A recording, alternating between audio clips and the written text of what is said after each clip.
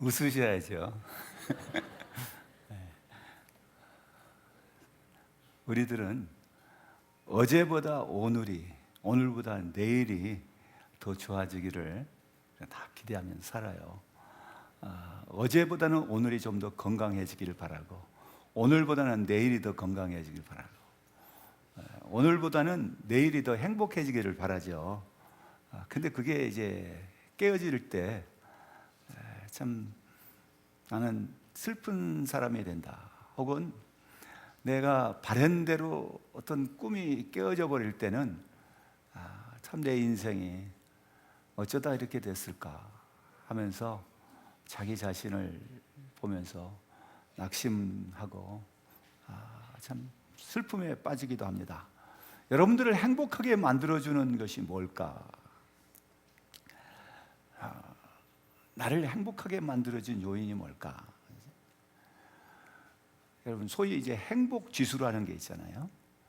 행복 지수가 어느 나라가 높으냐 하면은 그 나라에 가서 살면은 우리가 행복해질까 하는 거죠.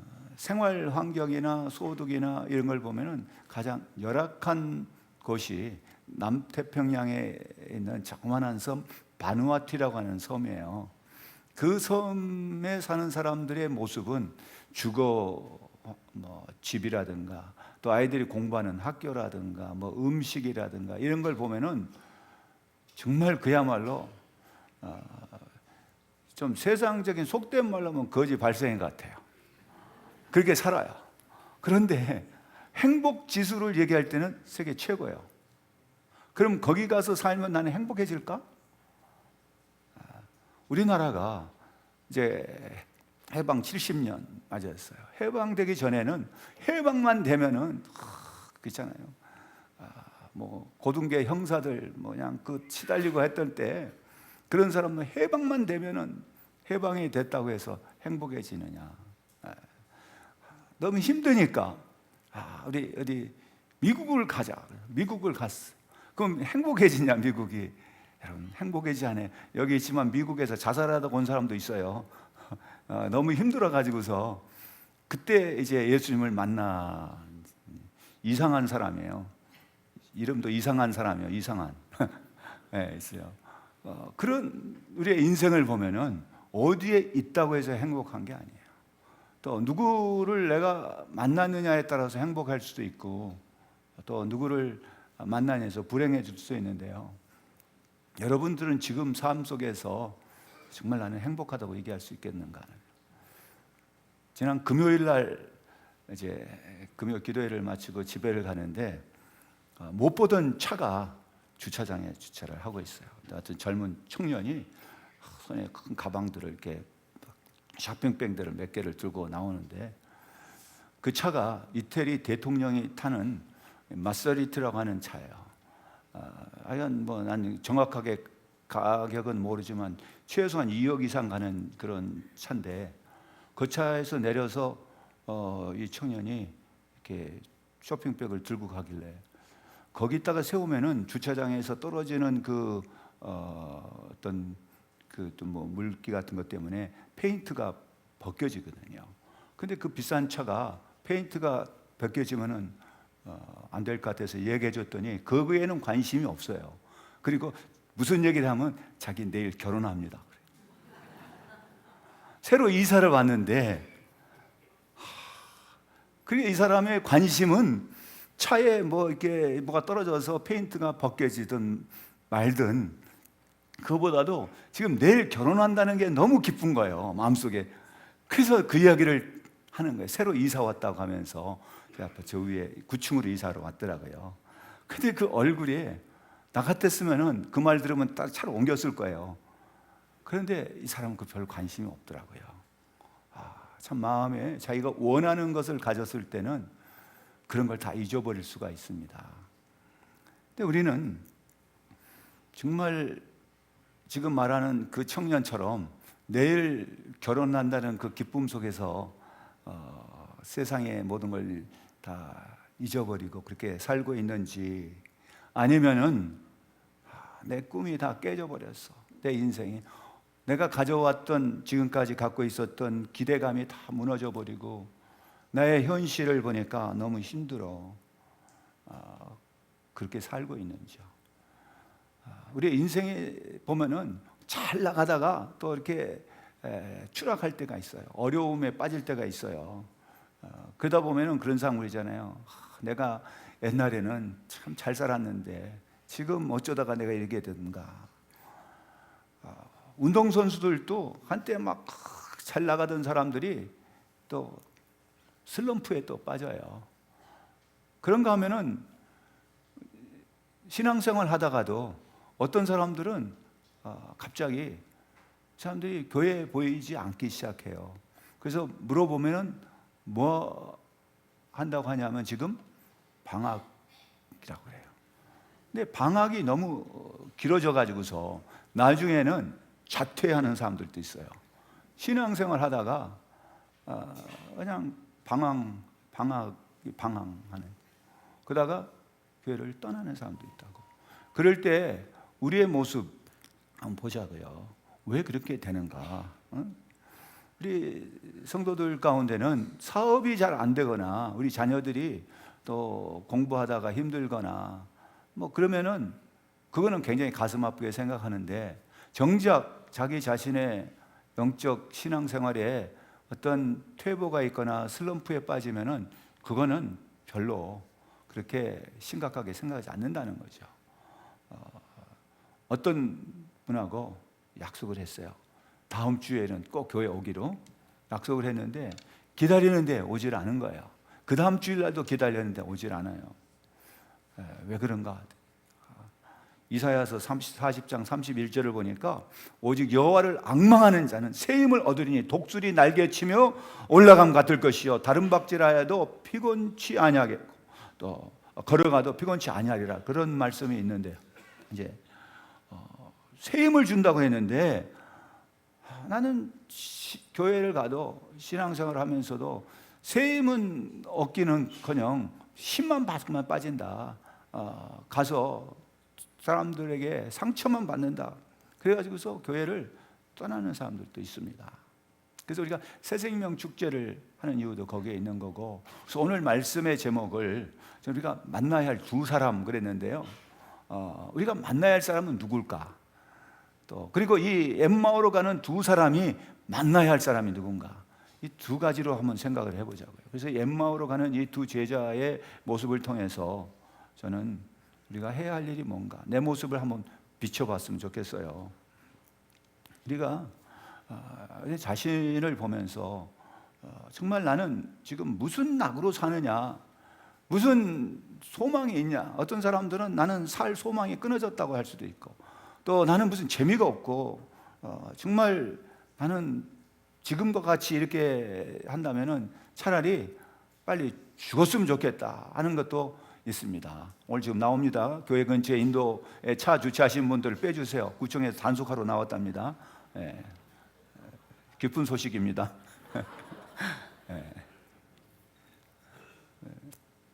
어디까지 하다가 그렇게 됐어요. 사람이라는 게 뭘까요? 우리가 정말 우리 자신의 모습을 한번 보자고요. 왜 이렇게 되는가 할 때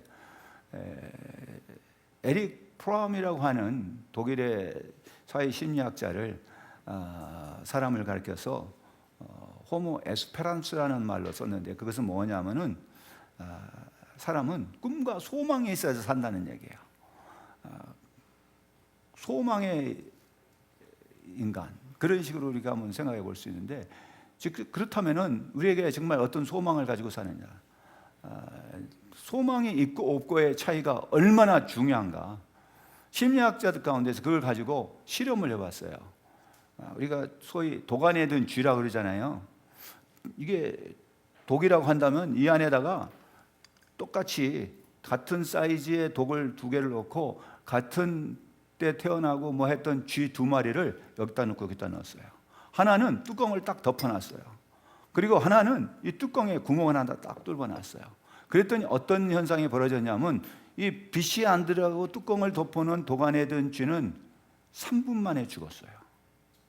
그런데 빛이 들어가는 조그만 구멍 하나를 뚫어진 그 속에 들어있는 쥐는 36시간, 3일 동안 살았어요. 3분 만에 죽은 쥐는 뭐냐? 소망이 없어요. 포기해버렸어요. 동물 속에서도 자기 자신의 희망이 없는 걸 빛이 들어오지 않으니까 포기해버리니까 3분 만에 죽었다는 얘기예요. 그런가 하면은 조그만 구멍을 통해서 빛이 들어오는 걸 보고 이 쥐는 살 수 있겠다는 그러한 어떤 소망을 가졌는지 36시간을 살았다는 거예요. 여러분, 이 소망이라고 하는 게 얼마나 중요해요. 우리의 삶 속에 이 소망이 있어야 사는. 그러니까 소망이 끊어졌다는 얘기는 살아있으나 죽은 사람이에요. 살아있는 것 같지만은 소망이 없는 사람은 삶의 기쁨이나 의욕이나 이런 것이 없는 사람이에요. 오늘 여기 본문에 나오고 있는 이 엠마오로 가는 두 사람의 모습은 바로 그런 모습이에요.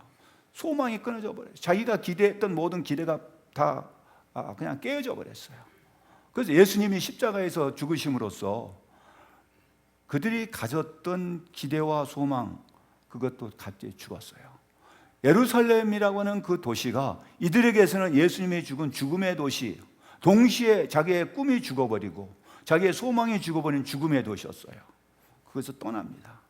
거기에 있으면은 또 어쩌면은 자기가 잡혀서 자기도 그 예수처럼 십자가에 처형당하는 그러한 일이 벌어질런지도 모른다 하니까 그 도시 예루살렘이라고 하는 말은 평화의 도시라는 말인데 더 이상 그거는 평화의 도시가 아니고 죽음의 도시고 그거는 두려움의 도시고 그것은 공포의 도시예요. 그곳에 있으면 마음이 전혀 평안하지 않아요. 그곳에 있으면 자기 자신이 정말 이거는 죽을 것 같으니까 두세 떠나서 이제 갑니다. 25리쯤 되는 그 마을이 거기서부터 있는 엠마오라는 것을 가고 있어요. 그때 그들이 만났던 그 사람, 우리의 모습이 엠마오로 가는 그 사람이라면, 그런 모습이라면 우리가 만나야 할 사람이 누군가? 또 내 주변에 그런 사람이 있다면 우리가 만나야 할 그 사람은 엠마오로 가는 두 사람이라는 얘기예요. 우리는 그 주변에 우리 그런 사람도 있을까? 우리 가족 중에, 또 내 친구 중에, 내 직장에서 그런 지금 엠마오로 가고 있는 사람이 있을 그 사람을 만나야 된다는 얘기입니다. 오늘 이 말씀 속에서 그야말로 우리에게 뭐가 필요한가 말이죠. 정말 우리에게 필요한 게 소망이에요. 근데 이 엠마오로 가는 사람들은 예수님을 따라다닐 때 어떤 마음으로 따라다니냐면은 그게 유대인 속에 계속해서 내려오고 있는 것이 메시아 대망 사상이었어요. 자기들은 하나님의 택한 백성, 선택한 백성, 선민 사상의 밑바닥에는 뭐가 있냐면 메시아가 오신다는 거예요. 그래서 메시아를 기다리는 그 메시아 대망이 그들로 하여금 하나의 빗줄기처럼 소망이었어요. 어떠한 어려운 환경에서도 그걸 견디고 이겨낼 수 있었던 것은 메시아가 오시면은, 그야말로 메시아만 오면은 이제 끝난다, 그런 소망이 있었기 때문에 그걸 붙잡고 있었어요. 그런데 보니까 어느 날 그 어떤 말씀 전하는 거나 행동하는 거나 뭐 하는 걸 보니까 진짜 자기들이 기다리고 있던 메시아가 왔어요. 그래서 따라다닌 거예요. 예수님이 행하는 걸 보니까 죽은 자가 살아나요. 죽었던 나사로가 무덤에서 막 걸어 나오질 않는가? 또 야이로의 딸이 살아나질 않는가? 뭐 그냥 백부장의 종이 뭐 그냥 치유가 되지 않나? 그야말로 뭐 중풍병자가 일어나질 않는가? 별일이 다 생기는 거예요. 그러니까 이분이야말로 우리가 그토록 기다렸던 메시아다 하고 따라갔는데 어느 날 십자가에서 그냥 그 흉악범들과 함께 달리신다. 얼마나 그 순간 십자가에 못을 박을 때 목소리, 그 못 박는 망치 소리와 함께 자기들의 꿈이 자꾸만 깨지는 거예요. 자기 꿈을 깨는 소리처럼 들렸을 거예요. 예수님이 신음하실 때 그들은 예수님의 신음 소리보다도 자기의 꿈이 깨어지는 아픔이 더 큰 거예요. 그러면서 그들은 한 가닥 그냥 붙잡고 있는 게 뭐냐면은 그 예수님이라면은, 저분이라면은 십자가에서 내려와 가지고서 한순간에 막 하늘에서 불이 내려서 그 사람들 다 딱 그냥 멸하시고 메시아로서 이제 이스라엘을 갖다가 로마로부터 해방시켜서 어떤 왕으로 등극하지 않겠나. 그걸 끝까지 버리지 못했을 거예요. 행여 지금일까 그러다가 그냥 돌아가셔 버렸어요. 그리고 장사까지 지내버렸다고. 야, 이제는 더 이상 소망이 없어요. 그들은 떠나는 거예요. 그들이 떠나는 것은 예루살렘을 떠났다기보다 꿈을 깨져버렸고 예수님을 떠난 거예요. 자기들이 걸었던 기대가 다 깨져버린 겁니다.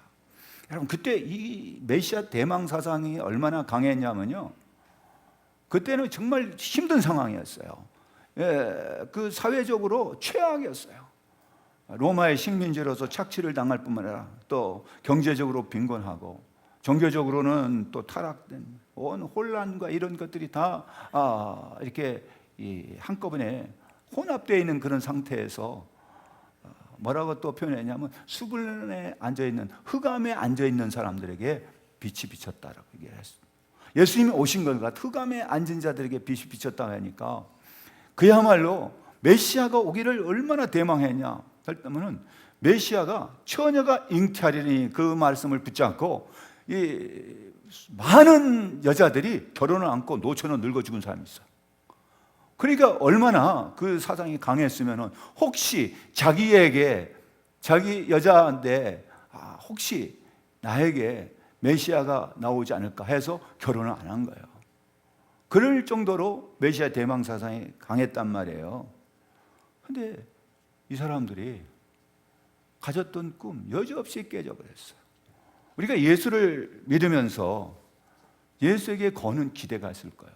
우리가 주일에 예배 나오면서도 내가 기도하면서도 뭔가 기대하는 그 기대감이 있어, 소망이 있고, 뭔가를 그냥 가득 걸어놔요. 기대에다 걸어놔요. 옷걸이에다 걸어놓듯이 하나님 앞에 기도하면서 다 걸어요. 이렇게 이거 기도 제목 뭐 하면서 다 걸어놓으면 언젠가 이게 나에게 하나님께서 그게 무슨 복으로 나한테 주시지 않겠는가 하는 그러한 소망들을 가지고 오잖아요. 근데 이 사람들도 마찬가지였어요. 그런데 이게 뭐야? 이게 웬일이야 이게? 그게 산산조각이 나버린 거예요. 그야말로 꿈은 사라지고요. 꿈은 사라지고 아니라 꿈이 깨어져 버린 거예요. 다시 맞출 수도 없어요. 이거는 다시 주워 담을 수도 없고, 다시 이게 뭐 짝을 다시 맞출 수도 없는 그렇게 돼버렸다 이 말이에요. 그러니까 터벅터벅 가는 거예요. 이제 우리 뭐 어떻게 사냐? 우리 인생 이제 뭐 하지? 두 사람에서 가면서 그렇게 가는 겁니다. 그때 예수님이 그들에게 나타나신 거예요. 여러분, 예수님께서는 마태복음 28장 20절에 내가 세상 끝날까지 너희와 항상 함께 있겠다고 말씀하셨어요. 근데 예수님이 그들에게 나타나셨습니다. 근데 그들은 그가 누군지를 알아보지 못했어요. 그래서 오늘 여기를 보면은 뭐라고 했냐면요, 16절 한번 읽어보겠어요. 16절 뭐라고 하고 있는가? 그들의 눈이 가리워져서 그인 줄 알아보지 못하거늘 라고 했어요. 그 나타나서 누군지를 모르는 거예요. 눈이 가려졌다라는 표현을 합니다. 그래서 그 결과가 어떤 거냐면은 25절 예수님께서 뭐라 하냐, 이르시되 미련하고 선지자들이 말한 것을, 모든 것을 마음에 더듬 있는 자들이, 이렇게 했어요. 그거를, 그 상황을 다 봤잖아요. 봤음에도 불구하고 그거를, 선지자의 말을 믿지 않고 또 그냥 포기하고 낙심하고 좌절 속에서 걸어가는 그들에게 예수님이 나타나셨는데도 그들이 뭐냐, 눈이 가리워져서 볼 수가 없었다. 여러분, 우리에게는요 몇 가지의 눈이 있냐를 갖다가 찰스 알렌이라고 하는 사람은 세 가지의 눈이 있다고 그랬어요. 첫 번째 눈은 육신적인, 이게 눈을 보고 서로 보잖아요. 눈을 보면서 서로 마주치면서 웃기도 하고, 저는 누구다 알 수 있어요. 꽃을 보면 야, 꽃이 무슨 색깔이고 뭐다 이제. 그런데 눈이 나쁘면은 이게 무슨 색깔인지 저 사람이 누군지 잘 몰라요. 그게 눈이에요. 눈이 얼마나 중요한다. 근데 육신적인 눈이 있는가 하면요, 우리에겐 또 무슨 눈이 있냐면 마음의 눈이 있어요. 근데 마음의 눈이라고 하는 것은 우리가 꼭 육신적인 눈으로만 아는 게 아니라 뭘 볼 때 뭘 들을 때 우리가 알아요. 예를 들어서 저는 뭐 붓글씨를 잘 못 쓰지만은 어느 글을 보면 아 저게 누구의 글이나 추사체 그러면 아 저 사람 추사체구나. 그래서 이제 누구의 글이구나 알 수 있어요. 어떤 그림을 보면 그 색깔만 봐도 아 저거는 누구의 그림이구나 알 수 있어요. 그런 거를 우리가 어떤 이제 그 마음의 눈으로 보면 예를 들어서 여러분들이 지금 한 예를 들어볼까요? 밀레 하면은 뭐가 떠오냐? 밀레라는 말만 들어도 만종, 그 추수하는 데 있어서 부부가 딱 서가지고서 기도하고 있는 그 모습이 떠오를 거예요. 그거는 눈앞에 마치 그 작품이 펼쳐져 보여지는 거예요. 그걸 갖다 마음의 눈으로 보는 거예요. 여러분들은 지금 저를 육신의 눈으로도 보지만은요, 제가 이렇게 딱 가려버렸어요. 그럼 제가 얼굴 보여요? 안 보여요? 안 보여도 누가 지금 말하는지는 아시죠? 어떻게 압니까? 목소리 듣고 알아요. 목소리만 들어도 알아요.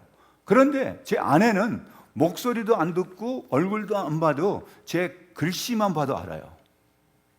글씨를 보면서 아 이게 누구의 글인지를 아는단 말이에요. 글자체를 보면은 그게 뭐냐? 마음의 눈이라는 거예요.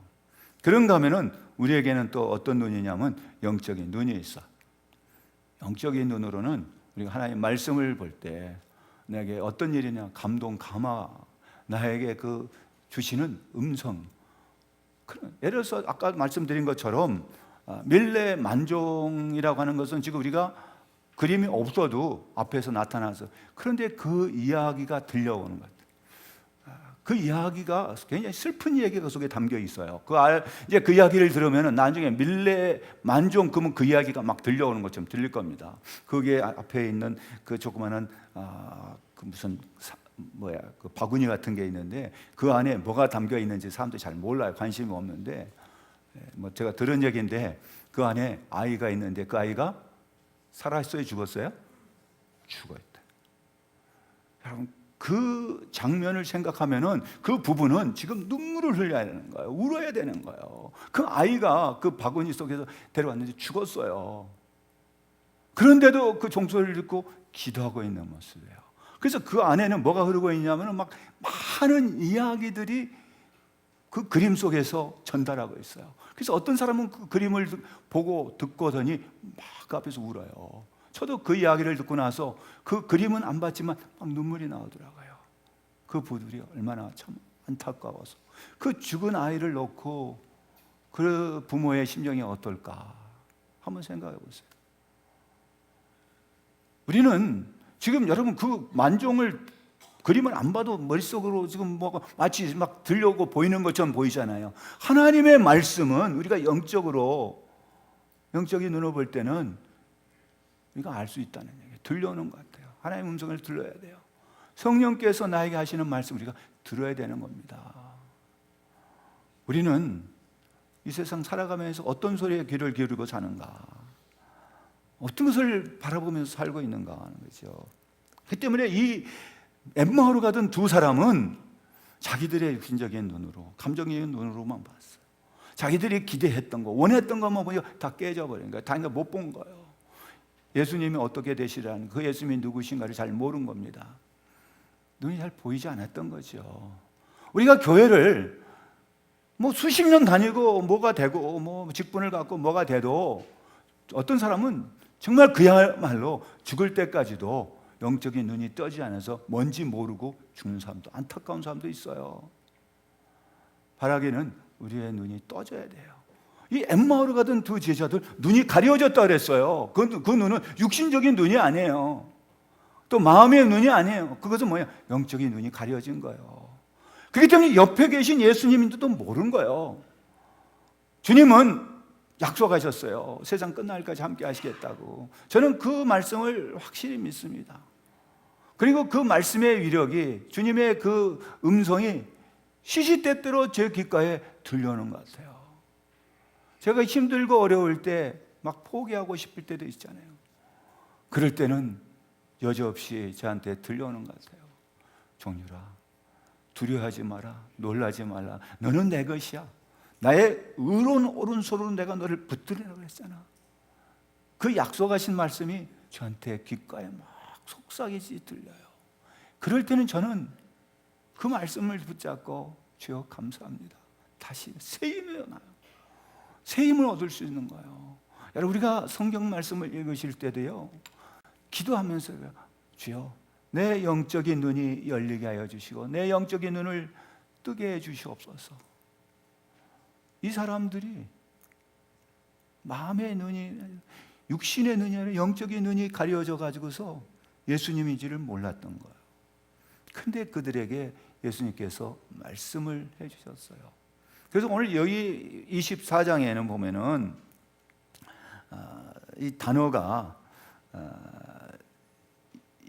열다, 연다는 그 단어가 원어로는 이제 디아노이라는 말이 나오는데, 디아노이고 그런 단어가 나오는데, 그 세 번 나오는 그 단어가 번역이 다르게 번역이 됐어요. 의미를. 자, 한번 볼까요? 어떻게 번역이 됐냐면은, 자, 31절을 보면은 뭐라고 번역이 됐냐? 그들의 눈이 밝아져 그랬어요. 연다는 표현을 갖다가 눈이 밝아졌다는 말은 영적인 눈이 떠졌다는 이야기예요. 그 다음에는 32절을 보니까 뭐라 그랬어요? 또 그들이 서로 말하되 길에서 우리에게 말씀하시고 우리에게 성경을 풀어주실 때, 그걸 풀어주셨다. 하나님 말씀을 풀어주셨다. 그래서 그 말씀을 내가 뭐냐? 이해할 수 있게 됐다는 거예요. 그걸 연다는 표현으로 같은 단어를 썼어요. 또 그런가 하면은 45절에는 뭐라고 표현하고 있냐? 보세요. 이에 그들의 마음을 열어 성경을 깨닫게 하시고 라는 표현을 했어요. 그래서 열어라는 단어가, 연다는 단어가 3번 나왔는데, 이걸 보면은 무슨 말이냐? 내가 마음을 열고 싶어서 여는 게 아니다. 내 영적인 눈이 열고 싶어서 여는 게 아니라 누가 하시냐? 하나님께서, 주님께서 하신다는 얘기예요. 그렇기 때문에 우리는 뭐 해야 되냐? 예배할 때도 뭐 할 때도 기도해야 돼요. 주님, 나와 함께 하신 주님이요, 나의 영적인 눈을 밝게 해주시고 뜨게 하시고 열게 해주셔서 주의 말씀을 깨닫게 하시고 들리게 하여 주옵소서. 주의 음성을 내가 듣게 해주옵소서 하면서 기도하세요. 기도하면서 예배 참석, 성경 말씀을 읽으실 때도 한 구절을 읽더라도 그게 읽을 때 그 말씀이 살아서 나한테 막 들리는 음성이, 살아 움직이는 하나님의 말씀, 살아 역사하는 말씀이 되기를 주의 이름으로 축복합니다. 우리가 그냥 와서 딴 생각해요. 엉뚱한 생각. 이 사탄 마귀는 우리의 영적인 눈을 가리게 만드는 거예요. 못 보게 하고 들리지 않게 하고, 그래서 자꾸만 다른 생각을 심어줘요. 어떤 사람은 이거 끝나고 뭐 가야 되는데, 지금 어디 가야 되는데, 지금 혹시 내 차 지금 주차 딱지 맞은 게 아닌가 이거?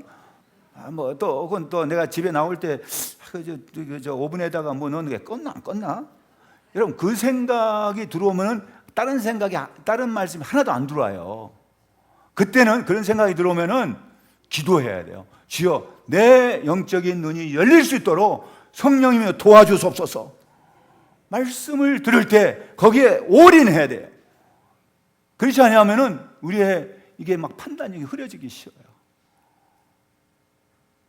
여러분, 정말 우리의 육적인 눈으로만이 아니고 우리의 마음의 눈이 아니라 이제는 제3의 눈, 영적인 눈이 열렸을 때 그들이 누군지 알아봤어요.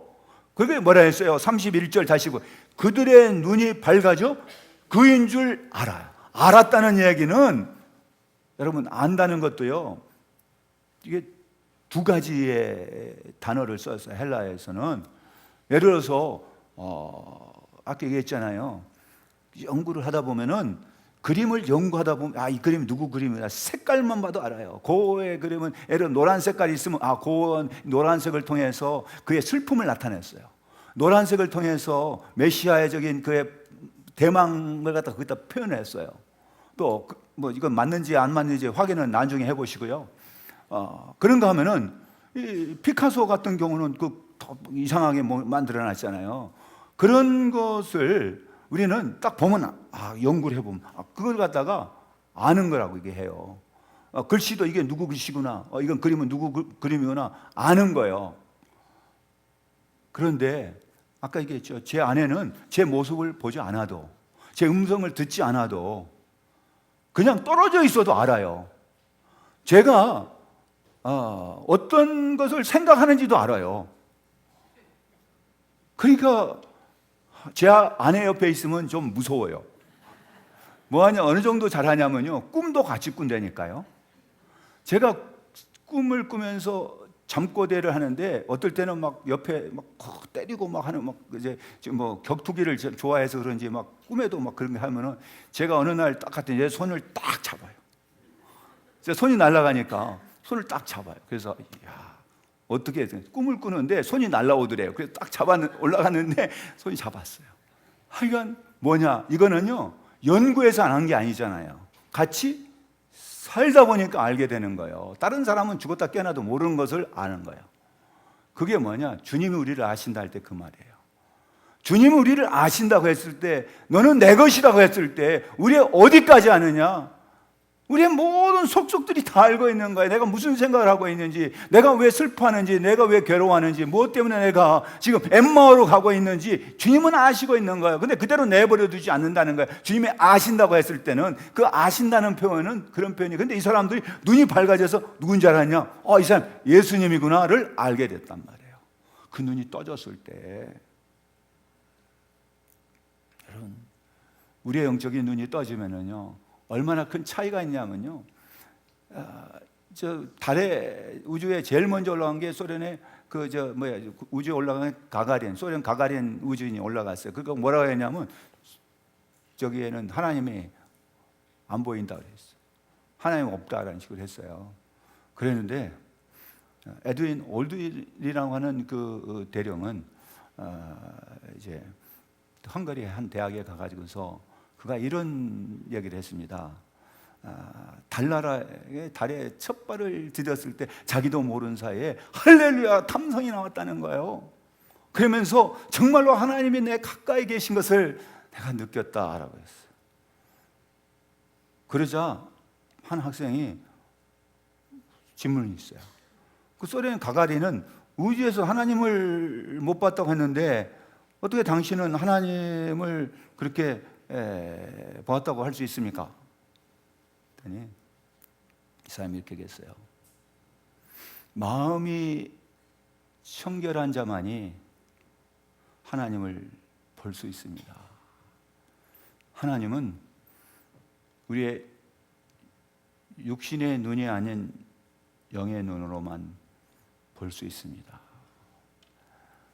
여러분, 정말 내가 봐야 할 것, 만나야 할 사람이 누군가, 내가 지금 어떤 모습으로 지금 어디를 향해서 가고 있는지, 내 주변에 행여 엠마오로 가고 있는 그런 모습으로 지금 삶을 살고 있는 사람은 없을까요? 아니면 내가 지금 그런 사람일까요? 그럴 때 내가 누구를 만나야 되는가? 만났으면서도 누군지를 알아보지 못했던 이 두 사람의 모습을 예수님은 그대로 내버리지 않았다는 것이 복음입니다. 내가 힘들고 어려울 때 주님은 그대로 내버리지 않아요. 주님은 내가 인생을 포기하고 싶고 좌절 속에서 슬퍼하고 괴로움 속에서 고통당하실, 그럴 때 주님은 찾아오시는 주님. 그때 우리의 눈을 뜨게 해주셔서 알게 해주시고, 또 우리의 마음을 열어서 하나님의 말씀을 깨닫게 해주시는데, 그거를 전체적으로 주님과의 만남을 통해서 그 감정을 이 두 사람은 뭐라고 표현했냐면은 32절이에요. 한번 같이 읽어볼까요? 그들이 서로 말하되 길에서 우리에게 말씀하시고 우리에게 성경을 풀어주실 때에 우리의 속에서 마음이 뜨겁지 아니하더냐. 이게 뜨겁지 아니하다는 말은 불타지 않았느냐, 막 가슴이 막 불타듯이 했다는 얘기예요. 오늘 시간에도 우리의 심령이 주의 말씀을 들으면서 읽으면서 우리의 심령이 불타오르는 그러한 놀라운 역사가 여러분의 삶 속에서 날마다 일어날 수 있기를 주의 이름으로 축복합니다. 기도하겠습니다. 하나님 아버지, 감사합니다. 우리의 삶 속에서 우리가 힘들